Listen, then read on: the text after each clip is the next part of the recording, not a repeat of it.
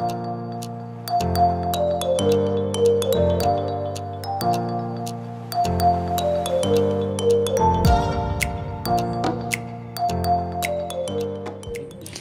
good morning guys. Tayo ay gagawa ngayon ng luncheon meat na maraming gulay. Subukan natin kung successful ba o failed. Ayan. Pinaghalo-halo lang natin at gigilingin natin, i-grind natin dyan lahat-lahat. Yan, ang ilalagay lang nating pampalasa ay asin at saka paminta.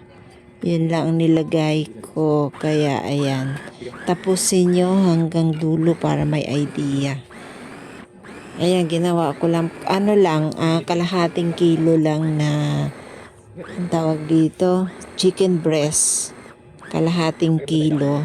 Tapos yung 2 carrots na maliit, tapos isang white onion, tapos isang garlic na cloves, yun basta marami siya, tsaka 2 bell pepper, celery, isang anong tawag doon, tangkay sa amin yan eh, basta ganon.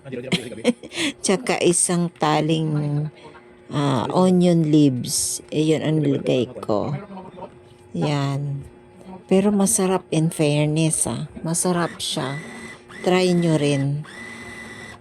So at least pwede na kaming mag-almusal ngayon ng merong luncheon meat. Hindi yung nabibili yung nandun pumasok sa lata. Ayun, ngayon sa labas na, hindi na sa lata ang uulamin natin. Yan. So successful naman yung ginawa ko. Kaya panonoorin mo lang talaga hanggang dulo para merong idea. Yan ay ilalagay na natin sa lienera. Pero nilagyan ko muna yan pinunasan ko muna ng olive oil yung lienera para hindi dumikit. Ayan, siniksik natin.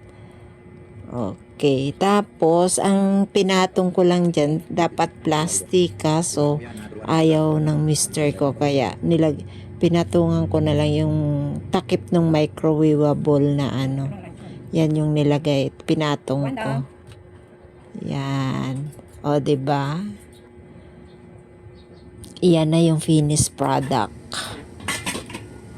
O, yan na-steam na natin. O, diba ang kulay? Colorful siya. Yan naman yung tapos ng pagka-steam. Yan. So, lagay natin sa ref na yan. Yan, hiniwa ko na kinabukasan. Hiniwa ko na para almusal yan. Pinirito ko na para maging ulam sa almusal. Ayan na ang finished product. O, diba? Tinikman natin. Masarap. Chicken luncheon meat.